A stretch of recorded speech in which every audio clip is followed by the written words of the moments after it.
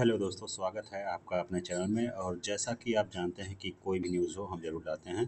तो एक न्यूज़ ये है कि बिहार राज्य विद्यालय अध्यापक नियुक्ति स्थानांतरण अनुशासनिक कार्रवाई एवं सेवाशर्त संशोधन नियमावली 2025 के गठन के उपरांत बिहार राज्य से शैक्षणिक अर्हता प्राप्त अभ्यर्थी विद्यालय अध्यापक पद पर अधिक संख्या में नियुक्त होंगे। तो ये आज की मेन खबर थी। इसमें है क्या, मेनली देख लेते हैं कि इन्होंने आखिर में चेंजेस क्या किए हैं। तो एक जो नियुक्ति अधिसूचना जारी हुई है, अधिसूचना हम देख लेते हैं पूरा। ज्ञापन संख्या देखते हैं पहले नंबर से जो मेनली है। संक्षिप्त शीर्षक का और प्रारंभ। यह नियमावली बिहार राज्य के विद्यालय अध्यापक नियुक्ति स्थानांतरण अनुशासनिक कार्रवाई एवं सेवाशर्त संशोधन नियमावली 2025 कही जाएगी। इसका विस्तार संपूर्ण बिहार राज्य में होगा। यह राजपत्र में प्रकाशन की तिथि से प्रवृत्त होगी। अब ये इन्होंने ये सारी चीज़ें बताई। अब जो मेनली आपको देखना है वो देखिए कि विद्यालय अध्यापक के पद पर नियुक्ति हेतु कुल रिक्त पदों का 40% पद बिहार राज्य के अंदर अवस्थित शैक्षणिक संस्थानों से मैट्रिक अथवा इंटरमीडिएट उत्तीर्ण अभ्यर्थियों द्वारा भरा जाएगा। अब ये जो 40% बोला गया, ये केवल एक धोखा है, क्लियर सी बात है। क्योंकि अगली लाइन में आप देखेंगे, परंतु 40% रिक्तियों के विरुद्ध तदनुसार योग्य अभ्यर्थी उपलब्ध नहीं होने पर ऐसी शेष रिक्तियां 60% रिक्तियों के लिए अर्हता प्राप्त कोटि के योग्य अभ्यर्थियों द्वारा भरी जाएंगी। अब हमने ये चीज़ें क्यों कहा कि क्योंकि अभी आप जब आगे देखेंगे कि इन्होंने विवरण कैसे दिया है, तो ये देख लीजिए। ये देखिए प्रेस वार्ता में जो चीज़ें हुई हैं,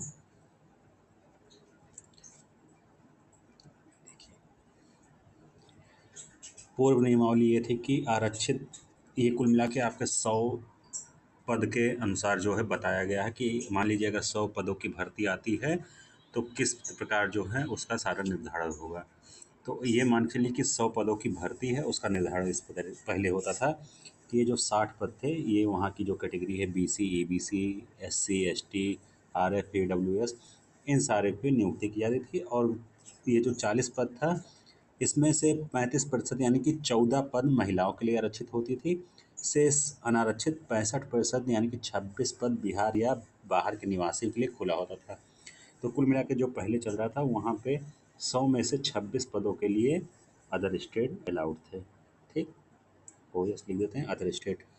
अब जो आया है उसमें देखते हैं अदर स्टेट कितने होंगे।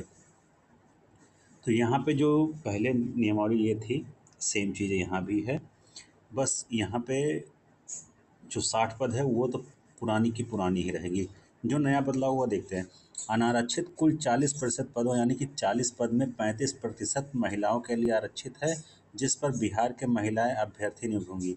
अर्थात ये जो यहाँ से 14 पद और हैं, ये इसी कैटेगरी में, मतलब कि 70 और 4 74, 74 जो पद होंगे वो यहाँ मतलब 74% हो गए।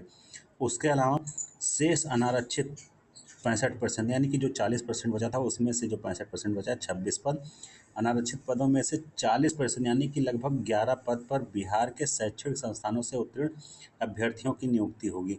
अर्थात 75 10 85, ये आपका 85% हो गया टोटल। मतलब कि अगर 100 पद आते हैं तो 100 में से 85 पद जो है बिहार के स्टूडेंट के लिए होगा। से 60% पर यानी कि लगभग 15 से 16 पद पर ही बिहार या अन्य राज्यों से उत्तीर्ण अभ्यर्थी नियुक्त हो सकते हैं। इस प्रकार अब संशोधित नियमावली आने पर बिहार में निवासियों के प्रत्यक्ष रूप से 84.4 या 185% पदों पर नियुक्ति होगी। शेष 15.6% पदों पर बिहार के निवासी के साथ बिहार के बाहरी के निवासी नियुक्त होंगे। इसमें जो अदर स्टेट की महिलाओं के लिए है वहाँ पे कुछ नहीं, वो भी इसी 15% में आएंगी वहाँ के लिए। क्योंकि इन्होंने क्लियर लिख दिया है कि जो ये 14 पद है ये महिलाओं के लिए आरक्षित है, जिस पर बिहार के महिला अभ्यर्थी नियुक्त होंगी। क्लियर लिखा है कि बिहार की महिला अभ्यर्थी नियुक्त होंगी।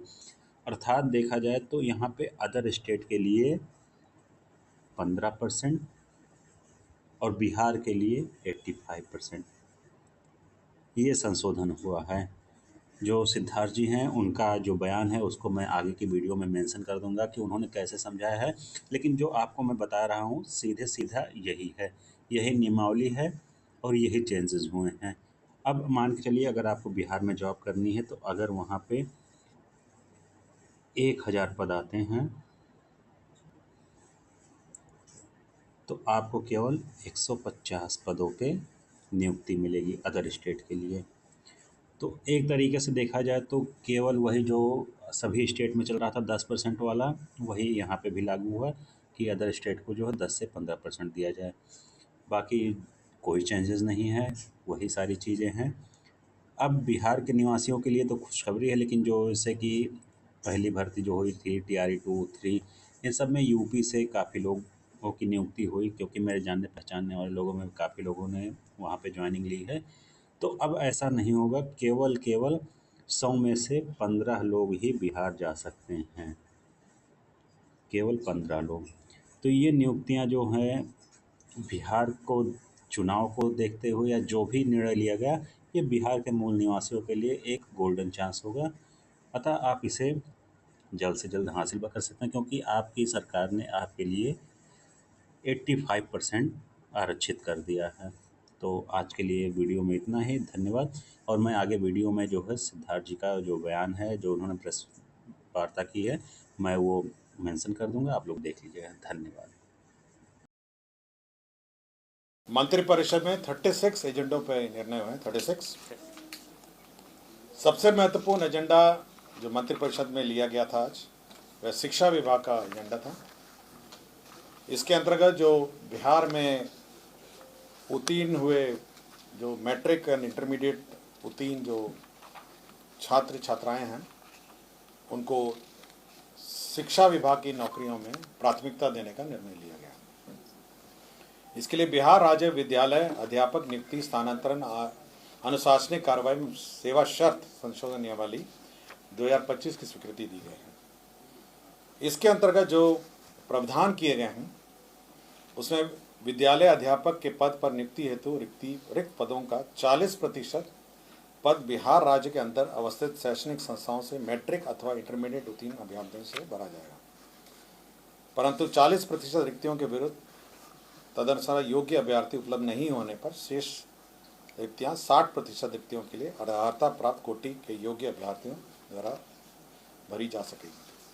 इसका तात्पर्य यह है कि जो राज्य सरकार, जो बिहार राज्य विद्यालय अध्यापक नियुक्ति नियमावली में जो प्रावधान है, पूर्व में 50% जो सीट ऑलरेडी हैं वो विभिन्न जाति आधारित रिजर्वेशन के लिए आधारित रिजर्वेशन है, जिसमें केवल बिहार के मूल निवासियों को ही आरक्षण का लाभ प्राप्त होता है। तो 50% पहले 100 में 50% ऑलरेडी आरक्षित हो गए हैं।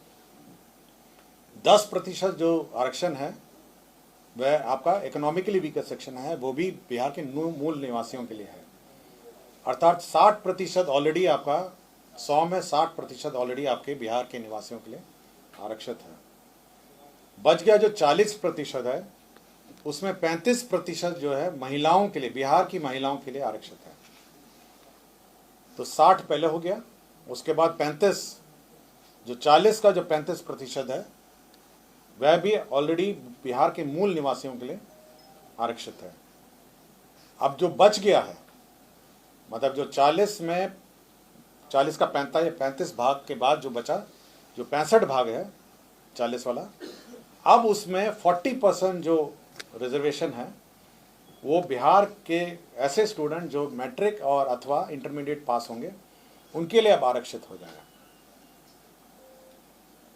तो मोटा मोटी अगर आप देखेंगे टोटल में ऑलमोस्ट आपका 85% से भी ऊपर, 85% से भी ऊपर जो आरक्षण है अब वो बिहार के मूल निवासियों के लिए आरक्षित हो गया है।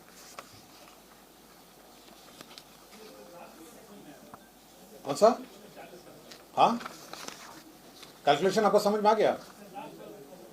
देखिए, आपका 50% ऑलरेडी आरक्षित हो गया, वो तो मूल निवासी का हो गया। 10% आपका इकोनॉमिकली वीकर सेक्शन के लिए हो गया है। क्लियर हो गया आपको? अब बच गया आपका 40% जो अनारक्षित था। पहले पिछले कैबिनेट में 35% उसका भी आरक्षण में आ गया, महिला आरक्षण, मूल निवासी। तो 40 का 35 कितना हुआ? 40 जो अनारक्षित था उसमें 35% ऑलरेडी मूल निवासी का हो गया। अब बच गया 65। अब उस 65 का 40% ऑलरेडी अब इस प्रावधान के अनुसार अगर वो मैट्रिक और इंटरमीडिएट पास होंगे तभी वो एलिजिबल होंगे। अब बहुत ही छोटी सी संख्या है जो अब पूरे सूची में अब अनारक्षित रह गई। ये कोई भी बोर्ड होगा, बिहार के कोई भी बोर्ड, आईसीएसई हो सकता है, सीबीएसई हो सकता है, बिहार की शैक्षणिक संस्थाओं में जिन्होंने पास किया हो उन्हीं के लिए है। और ये 40% बिल्कुल वर्टिकल है सभी कैटेगरी में। मतलब अगर आरक्षित भी होगा, एससी एसटी भी होगा, उसका भी 40% और 60% हो गया कि 40% वो होंगे जो यहीं से पास होंगे। हो सकता है कि मूल निवासी हैं लेकिन कहीं अन्य बाहर के बोर्ड से पास होंगे, तो वो 40-60 पूरे अक्रॉस बोर्ड है।